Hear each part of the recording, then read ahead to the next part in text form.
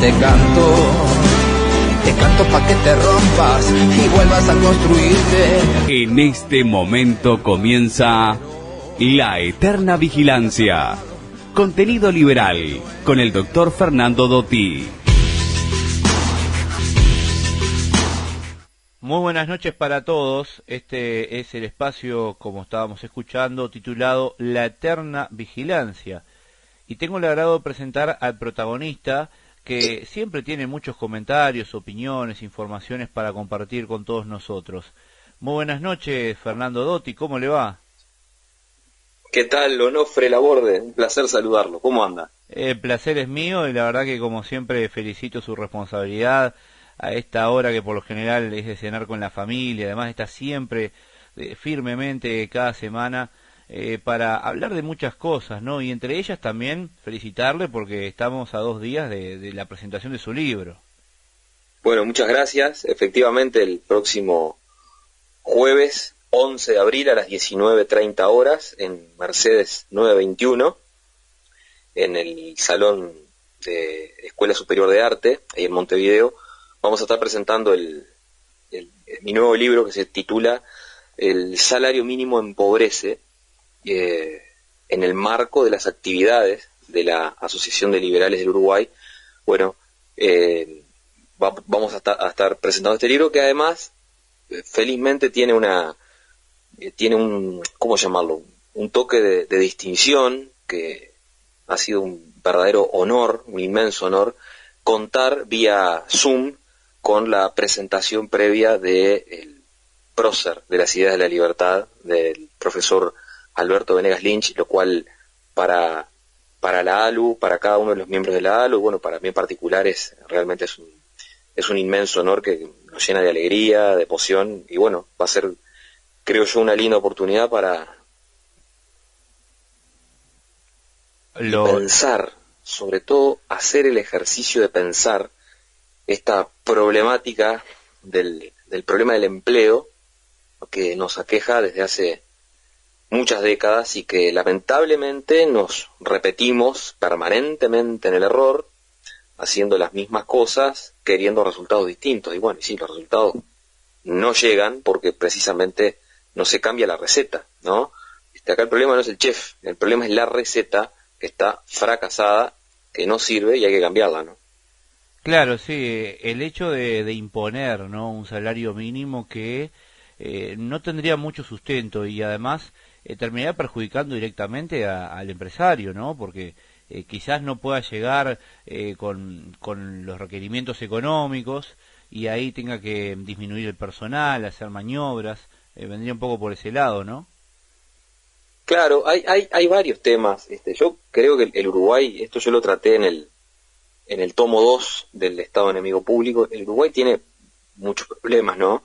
Y se debe grandes reformas estructurales, pero yo me atrevería a decir que hay 2 o 3 que son claves, absolutamente claves. Una de ellas es la reforma del sistema previsional, extremo sobre el que hemos hablado en distintas columnas en este espacio. Otro es repensar todo el sistema perverso de empresas públicas que tiene el Uruguay, que son absolutamente ineficientes, que tienen ahí un problema de concepción ahí, que realmente, bueno, se utilizan como instrumento para hacer caja, con impuestos encubiertos, con tarifas que no son precios, que son pseudo precios. Es un desastre. Y el otro de los grandes problemas, estoy dejando por fuera la madre de todos los problemas, el gasto público, ¿no? Como concepto general, bajando a tierra más lo particular, esto que decía, y después lo que se ve en Uruguay es una gran, profunda reforma laboral, flexibilizadora y, por qué no, desreguladora en algunos aspectos, algo que es puntualmente una vaca sagrada en este país. Cada vez que alguien ha osado plantear algún tema de esto, ha sido sepultado, quemado en la hoguera, puesto en el pelotón de fusilamiento por precisamente atacar una vaca sagrada. El tema es que tenemos que detenernos a pensar que, como dice Axel Kaiser, pensar precisamente es acaso, si no acaso, la máxima expresión de libertad del ser humano, porque es algo que se hace absolutamente solo, en soledad, sin la asistencia de nadie, y que hay que tener mucho coraje para ser libre pensador, pensar, porque es un viaje igual no sabemos con qué nos vamos a encontrar, y bueno, pero decía, pensar esta coyuntura, es decir, el Uruguay tiene una legislación, decía, absolutamente enemistada con la generación de empleo. Y usted decía, Onofre, que este tipo de problemas, el salario mínimo, que es uno de ellos, pero que hay un montón, que perjudica al empresario. Sí, es verdad, pero también, y fundamentalmente, perjudica a quien quiere proteger la norma. Fíjese usted qué contradictorio, qué paradoja, porque el salario mínimo, los consejos de salario, perjudican a quienes más se pretende proteger, perjudica a quienes menos capacitados están, a quienes menos productividad tienen, a quienes más necesitan trabajar, a quienes están golpeando las puertas del mercado laboral para poder entrar y no pueden, porque un burócrata dijo que nadie tiene que pagar, que está prohibido trabajar por debajo del salario mínimo que fijó el legislador. El nivel de salarios, el aumento del nivel de los salarios, no depende de las elucubraciones y las planificaciones que puedan hacer 4 tipos reunidos en una oficina del Ministerio de Trabajo en Montevideo, elucubrando, haciendo futurología para ver, fijando precios, para ver cuánto va a ser el salario y el ajuste, y que, a ver, yo no dudo de las buenas intenciones, pero de buenas intenciones está empedrado el camino del infierno, y en esta materia las cuestiones se tienen que medir por los resultados y no por las intenciones, y los resultados son un fracaso. Decía que el nivel de salarios no depende de lo que estas personas puedan decidir en una oficina de consejo de salarios, sino que va a estar dado por algo en lo cual insistimos mucho desde este espacio, por el aumento de las tasas de capitalización que existan en una sociedad determinada. Las tasas de capitalización son instrumental técnico, maquinaria, tecnología, que permite aumentar el rendimiento del trabajo, aumentar la productividad con un menor esfuerzo. No es lo mismo, como dice el profesor Venegas Lynch, arar la tierra con las uñas que hacerlo con una máquina de última generación. No es lo mismo si tengo que cavar pozos, hacerlo con una palita de ir a la playa, que hacerlo con una retroexcavadora de última generación. El rendimiento va a ser mucho mayor en el último caso que en el primero, y por lo tanto, en tanto y en cuanto el salario es una función de la productividad, los salarios, al haber más productividad, van a aumentar, así como también va a aumentar la generación de empleo. Pero en esto nada tiene que ver lo que decidan sindicalistas, representantes de cámaras empresariales y un representante del Poder Ejecutivo entre 4 paredes. Si creemos que esto es así, estamos muy equivocados. Están esos mitos, esos preconceptos, ¿no? Que dicen, no, bueno, pero yo defiendo mi sindicato, que además hago una nota a pie de página, que es un instrumento, el sindicato absolutamente necesario, porque a veces dicen, sí, ustedes los liberales están en contra de los sindicatos. No estamos en contra, ni mucho menos. Yo, por el contrario, estoy a favor. Lo que estoy en contra es en este tipo de sindicalismo. Esa es otra discusión. Pero dicen, no, lo que pasa es que los sindicatos me pelean el salario. Y bueno, ahí empieza el error, el error conceptual. Fíjense ustedes, imaginen un ejemplo, una empresa chica, una pyme con 5 empleados, ¿no? El salario es una función de la productividad, por lo tanto, se va a poder pagar en función de lo que produce el comercio y la empresa. A mayor productividad, por lo tanto, habrá mayor nivel de salario. Ahora tenemos una pyme que tiene 5 empleados y resulta que, pongamos que la productividad para poder pagar salarios es por 1.000 pesos por mes. Un número bien gráfico, bien arbitrario, absurdo, que valga para el ejemplo. Pero resulta que ese es el precio de mercado, porque el salario además es un precio, es uno de los tantos precios de la economía. Entonces ahora viene un político levantando la bandera de la demagogia, que es algo que saben hacer muy bien, y dice, no, mire, usted no puede pagar lo que paga, no puede pagar 1.000. Eso es un insulto, es muy poco, usted tiene que pagar 2.500. Ah, bien, bueno, está bien. lo obligan, le fijan el precio, un precio mínimo, que está por encima de la productividad. Entonces ahora lo que va a hacer ese dueño de la pyme va a decir, bueno, está bien, pero mi productividad sigue siendo la de 1000 por cada uno. ¿Cómo hago? Bueno, fácil, despide a 3 y se queda con 2 empleados. Jugamos a la chique, ¿se acuerda de César Luis Menotti, el entrenador argentino? Bueno, esto es lo mismo, se juega a la chique. Lamentablemente, toda esta maraña legislativa lo que hace es generar desempleo. Entonces, la alternativa, primero, ¿existe una alternativa? Sí, claro, por supuesto que existe. Y esa alternativa es girar hacia la libertad. Libertad para contratar y también tiene que haber libertad para despedir. Algo sobre lo que vamos, ahora en minutos vuelvo sobre ello y cualquier cosa si no me lo recuerda. Pero los salarios mínimos, los consejos de salarios, son fijación de precios. Y sabido es que las fijaciones de precios nunca han dado resultados. Mira, hay un libro que se llama 4000 años de controles de precios pero no necesitamos ir tan atrás en la historia. Miremos lo que pasó con el control de precios del alcohol en gel en Argentina. ¿Qué fue lo que generó? Generó escasez, generó góndolas vacías. ¿Por qué pasa esto? Y bueno, porque la fijación de precios, en el caso de los precios máximos, lo que dice, bueno, usted no puede vender, pongamos el ejemplo del alcohol en gel, este producto a más de 100 pesos, ¿no? Los famosos precios cuidados, como le llamaban también en Argentina. Entonces, lo que va a pasar es que la demanda del producto va a superar la oferta y va a haber escasez, pero además va a haber otro problema, y es que no van a estar dados los incentivos, los estímulos a la producción de ese producto. ¿Por qué? Porque están topeadas las ganancias.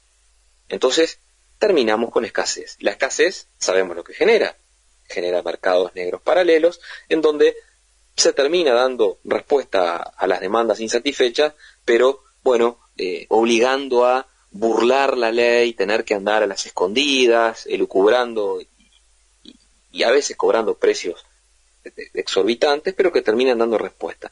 Bueno, tanto la fijación de precios máximos como mínimos generan escasez. En el caso del salario, es decir, bueno, usted no puede contratar a nadie por menos de lo que fija el burócrata. Ahora, tenemos que el trabajo es el recurso por excelencia.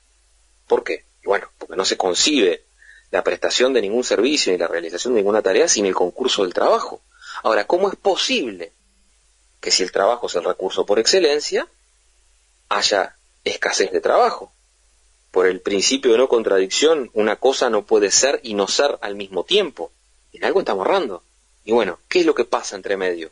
Y lo que pasa es que aparece la maldita intervención estatal, esa fábrica generadora de miseria que lo que hace es excluir a la gente más necesitada, el trabajo juvenil. ¿Por qué hay tanto desempleo juvenil? Y tienen que salir a hacer esos inventos de la ley de empleo juvenil y con subsidios por acá y por allá y flexibilizaciones a la norma que prohíben el trabajo de los menores y demás. ¿Por qué hay que hacer todas esas vueltas? Y bueno, porque precisamente, por lo general, el trabajo de los más jóvenes no es un trabajo calificado. Entonces, ¿qué pasa? No reúnen la productividad o su productividad no califica para llegar al monto que se paga, que fija el mercado, que el mercado no es más que la gente con sus preferencias y abstenciones respecto de comprar y no comprar en un lugar. Miren, todo bien consumible se ajusta por dos variables, cantidad o precio, ¿no? Entonces, a mayor cantidad, menor precio, ¿no? Pongamos este ejemplo, mire, supongamos que usted quiere hacer una ensalada de lechuga y tomate para acompañar el asado el domingo, ¿no? Y resulta que pensaba comprar 1 kilo de tomate, pero cuando va a la verdulería resulta que el kilo de tomate se disparó hasta por las nubes y sale 1000 pesos. ¿Qué es lo que va a hacer? ¿No va a comprar tomate o va a comprar menos? Va a ajustar por cantidad. Bueno, con esto pasa lo mismo. Entonces, en la medida que no podamos conectar lo que hacemos con lo que nos pasa, vamos a seguir presos de esta maldita coyuntura que nos tiene. Bueno, yo, cumplí 44 años y el problema del empleo es más viejo que el agujero del mate para mí. De toda la vida lo he escuchado. Y tengamos claro una cosa, el problema del empleo no se soluciona con mayores proteccionismos mayores regulaciones y, en fin, porque, a ver, después de la era progresista, de los 3 gobiernos del Frente Amplio, que hubo un incremento del proteccionismo laboral, que este gobierno además no tocó, dicho sea de paso, ya que podríamos hablar de la era progresista de 20 años, sino de 15, pero, a ver, se incrementó, decía, el proteccionismo laboral. ¿Y qué fue lo que pasó? ¿Cuáles fueron las cifras, los datos que arrojó el 13 de marzo, cuando se decretó la emergencia sanitaria por la pandemia de COVID, a 13 días de haber asumido el nuevo gobierno? ¿Cuáles eran los datos de desempleo en el país? Según el Instituto Nacional de Estadística, 8,6% de desempleo. A eso se sumaba que 400.000 uruguayos estaban trabajando en condiciones informales. Entonces, ¿a qué llevó el proteccionismo? Lo que es generador de pobreza, de miseria, generador de salarios bajos. Fíjese, Onofre, que todo este proteccionismo laboral y hacer que el trabajo en blanco sea costosísimo, ¿qué es lo que ha generado además? Generó esto que decía, ¿no? Esos porcentajes, genera volar por debajo del radar. Son los incentivos a trabajar en negro precisamente, o a declarar parcialmente la actividad de un trabajador, es decir, bueno, mira, sí, mira, te voy a aportar por 20.000, vas a ganar 30, pero los otros 10 son en negro, porque si no, no te puedo tener. Pero esta película, yo le pregunto a cualquiera que esté escuchando, y es súper conocida. Entonces, me parece que hay que eludir o dejar de lado, eliminar telarañas mentales, todos estos prejuicios ideológicos, estos dogmas, estas vacas sagradas, y permitirse replantear la cosa. Así no vamos a llegar a nada. Pero bueno, yo siempre de esto y de algunas cosas más estaremos hablando el jueves. Yo siempre lo digo, perdón la interrupción, ¿no? Para mí el Estado es una especie de secuestrador que te extorsiona a cambio de que puedas tener un plato de comida, ¿no? Porque directamente, bueno, sí, hay que trabajar, hay que hacer cosas, que se genere empleo, pero está poniendo la bota encima siempre de las personas y obviamente que es un sangrado que se hace del dinero, del salario. Bueno, el tema de IRPF para muchos trabajadores es una locura, y prefieren trabajar menos para no tener descuentos. Eso lo he escuchado varias veces también. Hay una situación sin dudas que genera el Estado y también varios que se privilegian con eso, que termina afectando la producción. Le doy un ejemplo. En Ecuador, un país que yo he tenido bastante contacto y he visitado en un par de oportunidades, había mucha persona que se ganaba la vida como vendedor ambulante, etcétera. Después de la famosa pandemia, empezaron a establecer controles, prohibir, etcétera, etcétera. Y bueno, ¿qué tenemos ahora en Ecuador? Un país totalmente marginado en la delincuencia. La gente tampoco es un pretexto, ¿no? Pero muchas veces se termina dañando lo que es el ámbito de mercado, y las personas terminan haciendo otras cosas, ¿no? Trabajando en negro, bueno, vinculándose al delito, entre otras. Sí, es terrible, y todo esto es producto del proteccionismo que genera estas cosas, que trabajar en blanco, que debería ser algo que además todos quieren, porque yo creo que nadie subdeclara o contrata a alguien en negro porque le guste, por deporte, porque convive con el riesgo. Lo que pasa es que si tuviéramos impuestos razonables, entre otras cosas, podrían generarse los incentivos, ya no para volar por debajo del radar, sino para tener a la gente en regla. Yo creo que una de las cosas que habría que transitar es esto de, eliminar la figura del agente de retención de impuestos del empleador, ¿no? Esto de que en el recibo el empleador está obligado, so pena de incurrir en responsabilidad tributaria, hasta penal, por apropiación indebida, llegado el caso, de retener los impuestos y pagarlos al Estado. No, yo creo que no, que si el salario nominal es de 70 y el trabajador gana 40, bueno, hay que pagarle los 70 a la mano al trabajador. Y que sea ese trabajador quien tenga que ir a BPS, a DGI, que tenga que ir a un Hábitat, a un Red Pagos, a donde sea, a pagar sus propios impuestos. Entonces, ese día, ese trabajador va a tomar conciencia del robo sistemático al que está siendo sometido por esta organización violenta que llamamos Estado. Acá en el Uruguay, el día libre de impuestos prácticamente está por cercano al mes de junio. Es decir, trabajamos de las 8 horas de la jornada diaria de labor, para quienes trabajan 8, o para quienes trabajan bien lo mismo, la mitad de la jornada, trabajamos para pagar impuestos. Es recién después de la cuarta hora de trabajo, en el caso de que trabajen 8, que se empieza a trabajar para uno mismo. Esto lo decía el diputado Berti Venegas Lynch en una entrevista, decía, es como que bueno, uno después de laburar llega a su casa, mete la mano en el bolsillo para sacar la llave, cuando está abriendo el zaguán, viene el Estado, le toca el hombro, y cuando suena la vuelta le pone la pistola y le pide que le dé la mitad del producido de su trabajo de esa jornada. Una cuestión terrible. Pero bueno, acá seguimos defendiendo todo este sistema perverso, nefasto, que lo único que hace es condenarnos a hacer siempre, como es el Uruguay, lamentablemente, ¿no? Jugar al 0-0, a estar a la mitad de la tabla, en esa zona gris, que no somos ni chicha ni limonada y que no podemos despegar porque tenemos un Estado que se mete hasta en todo lo que hacemos, ¿no? Y también considerando el índice de productividad de una empresa, porque quizás cuando se les impone a una empresa impuestos, bueno, el tema del mínimo que tiene que pagar el salario y demás, capaz que tienen una racha de 2 o 3 semanas que no venden nada directamente, y tiene que sacar plata el empresario de su bolsillo, pedir préstamos, hacer malabares para poder cubrir todo eso.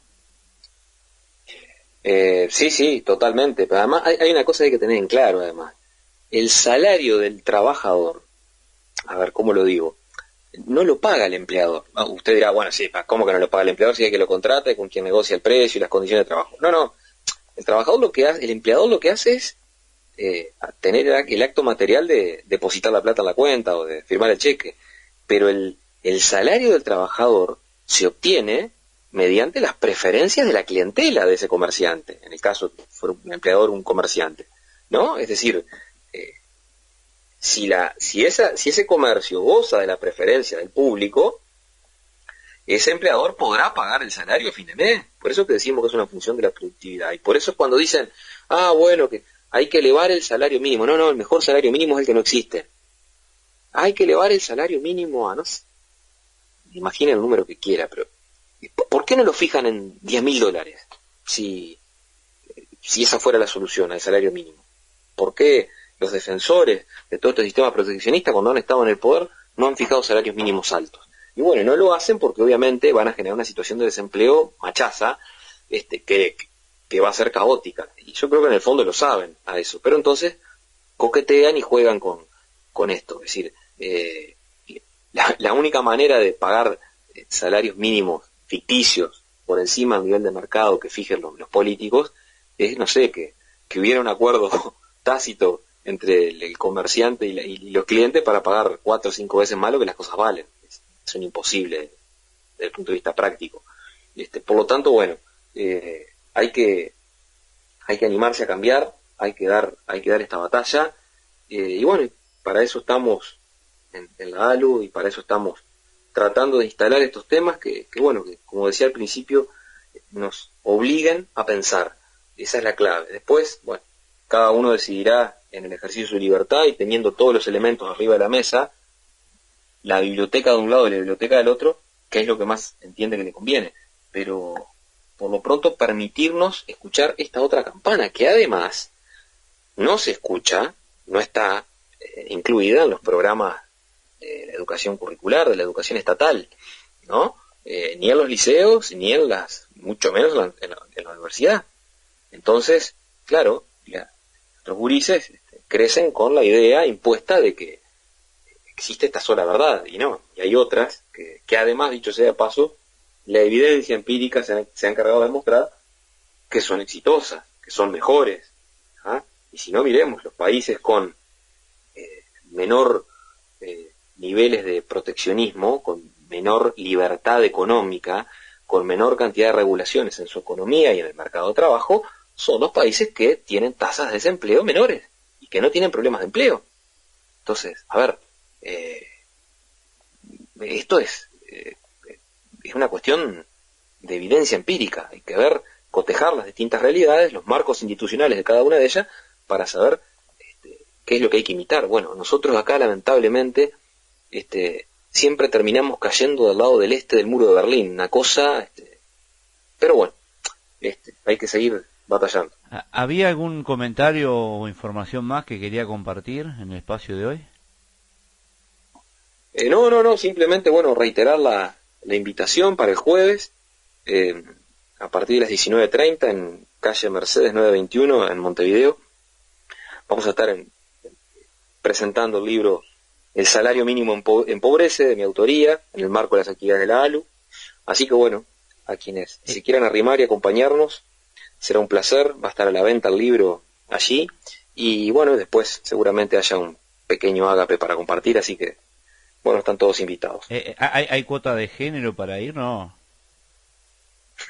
No. Ahí le damos la bienvenida a cada uno, no a todos y todas. Y a todos y también, por supuesto, ¿no? que no hay, el mamarracho ese de las cuotas de género no existe, son impensables para alguien que se precie de ser liberal. Ahora, y Disparate. el tema del Parlamento y de esas cuotas que justo ha sido un asunto muy controversial, ¿qué opinión le merece al respecto de eso? Sí, es una triste realidad que está de moda y que bueno, que obviamente es un disparate, porque en definitiva impone o concibe una igualdad mal entendida, es un igualitarismo que no brega por una igualdad ante la ley, es que a todos se nos aplican las mismas reglas y el mismo trato, sino que ya trasciende lo de la igualdad y lo que buscan son privilegios. No es la igualdad ante la ley, sino la igualdad a través de la ley. La igualdad impuesta a punto de partida del uso del aparato coactivo del Estado. Eso no es igualdad, es cualquier cosa, es un disparate, que creo yo que la humanidad dentro de 50 años se va a reír de esto, pero bueno, lamentablemente es la realidad que nos toca, y hay que dar la batalla para tratar de revertir esto, ¿no? Además, consideremos que en teoría cualquier ciudadano es igual ante la ley, se supone, eso es lo que dice la Constitución. Sí, bueno, en principio deberían serlo, ¿no? La verdad es que no somos tan iguales ante la ley. Últimamente, exacto, precisamente producto de estas ideas en boga del feminismo, del igualitarismo malentendido, que no consagra derechos. Porque esto también, cuando se habla de la agenda de derechos, un derecho que para hacerse efectivo tiene que lesionar el derecho de otro, no es un derecho, es un pseudo derecho. Por lo tanto, está mal hablar técnicamente de agenda de derechos. Son privilegios, son prebendas, son favores, pero no derechos. Los derechos son a la vida, a la libertad y a la propiedad. ¿Por qué? Y bueno, pues pensemos brevemente, es decir, imaginémonos el año cero de nuestra historia. Para gozar del derecho a la vida, a la libertad, a la propiedad, ¿es necesario lesionar el derecho de alguien? No. Por eso es que decimos que son derechos inherentes a la condición humana. Ahora, cualquiera otro de los derechos que se habla, necesariamente implica extraer, obligar a otro, coactivamente, por lo tanto, a que lo financie. Entonces no es un derecho. Estamos en la esfera de los pseudo derechos. Sí, claro. Así que bueno, es una triste realidad que estamos viviendo. Y un crecimiento del fundamentalismo, ¿no? También como pasa en Europa con el tema del Islam y demás. Sí, pero los fundamentalistas no solamente son los religiosos.